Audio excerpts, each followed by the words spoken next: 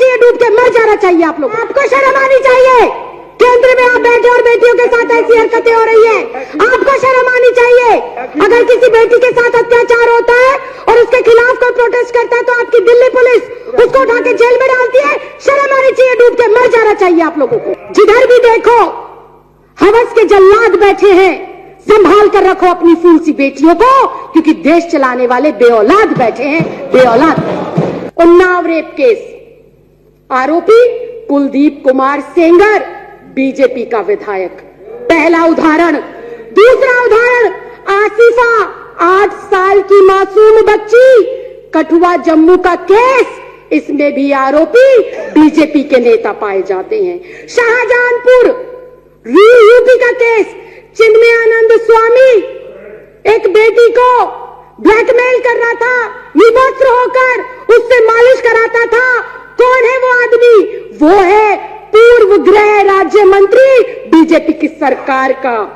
NCRB की report के मुताबिक हर 3 मिनट के अंदर देश के किसी न किसी राज्य में, किसी न किसी शहर में, किसी न किसी गांव में, बस्ती में, हर 3 मिनट में कोई न कोई बच्ची, महिला, बुजुर्ग रेप का शिकार होती है। लेकिन दुर्भाग्यवश स्थिति यह है कि ना तो देश की महिला बाल विकास मंत्री के पास अपराधियों के खिलाफ कार्रवाई करने का समय है, ना पीड़िता के परिवार से मिलने का समय है, लेकिन उनके पास लाल किले में गीता प्रेरणा महोत्सव के अंदर फोटो खिंचवाने का समय है।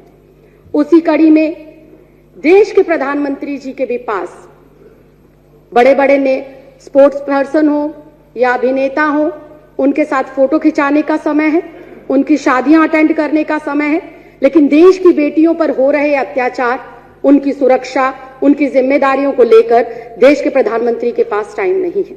उसी प्रकार देश के गृह मंत्री श्री अमित शाह जी, उनके पास अंधेरी काली रात में सरकार बनाने का पूरा समय है, उनके पास विधायक खरीदने का समय है, लेकिन देश की बेटियों की सुरक्षा सुनिश्चित हो, देश की सुरक्षा सुनिश्चित हो, इसके लिए देश के सुरक्षा गृह मंत्री के पास समय नहीं है। ऐसे में ये कहना बिल्कुल भी गलत नहीं होगा अध्यक्ष जी कि जिधर भी देखो हवस के जल्लाद बैठे हैं। संभाल कर रखो अपनी फूल सी बेटियों को, क्योंकि देश चलाने वाले बेऔलाद बैठे हैं, बेऔलाद बैठे हैं। बिल्कुल चिंता नहीं है। आज देश में महिला सुरक्षा पे तो महिला सुरक्षा बेतुकी बातें हैं। महिला सुरक्षा बेतुकी बातें लगी आपको, बेटियों की सुरक्षा आपको बेतुकी बातें लगती है। अध्यक्ष इनका शब्द निकलवाए, आप पहले कार्रवाई से बेतुका शब्द निकलवाए। मैं राखी जी ऊपर से कह रहे हैं बेतुका बोल रहे हैं, शर्म नहीं आती विजेंद्र गुप्ता जी? आपके घर में बहन बेटियां नहीं है क्या? आपकी कोई बेटी नहीं है क्या? आप किसी के बेटे बाप नहीं है क्या? आप किसी के भाई नहीं है क्या? शर्म आनी चाहिए, डूब कर मर जाना चाहिए आप लोगों को। राखी जी आप प्लीज,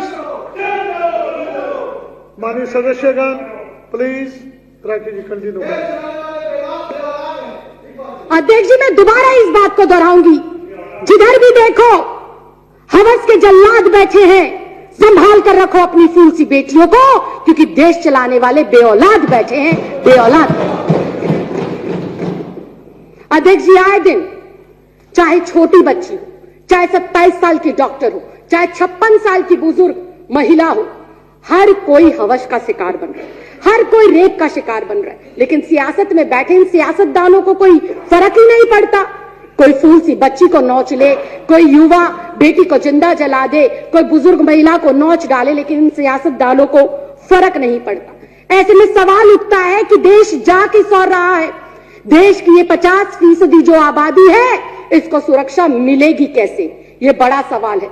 और अध्यक्ष जी देश की इन बेटियों को, देश की इन महिलाओं को, देश की इस आधी आबादी को सुरक्षा जब मिलेगी जब केंद्र में बैठी हुई सरकार की मानसिकता बेटियों के सम्मान में हो, जब केंद्र में बैठी हुई सरकार की जो सोच है वो महिलाओं को सम्मान देने की हो। लेकिन आज अध्यक्ष जी बड़े ही दुख के साथ कहना पड़ रहा है कि दुर्भाग्यवश देश की केंद्र में ऐसी सरकार बैठी है जो आए दिन महिलाओं पर हो रहे अत्याचार और कुकर्म में खुद लिप्त पाई जाती है। इसके मैं पुख्ता उदाहरण पेश करती हूं। आज इन सदन पटल के ऊपर उन्नाव रेप केस, आरोपी कुलदीप कुमार सेंगर, बीजेपी का विधायक, पहला उदाहरण। दूसरा उदाहरण आसिफा, 8 साल की मासूम बच्ची, कठुआ जम्मू का केस, इसमें भी आरोपी बीजेपी के नेता पाए जाते हैं। शाहजहांपुर यूपी का केस, चिन्मयानंद स्वामी एक बेटी को ब्लैकमेल कर रहा था, विवस्त्र होकर उससे मालिश कराता था। कौन है वो आदमी? वो है पूर्व गृह राज्य मंत्री बीजेपी की सरकार का, इस देश का गृह मंत्री नामजद तड़ीपार रह चुका है। ये मैं नहीं कह रही, ये मेरे देश का कानून कहता है, ये मेरे देश के न्यायालयों ने और जजों ने कहा है। ये राखी बिरलानी आम आदमी पार्टी नहीं कह रही है। अध्यक्ष जी, ये इतना गंभीर मामला, देश की आधी आबादी आज बाहर निकलते हुए ये सोचती है कि मैं वापस आऊंगी या नहीं आऊंगी।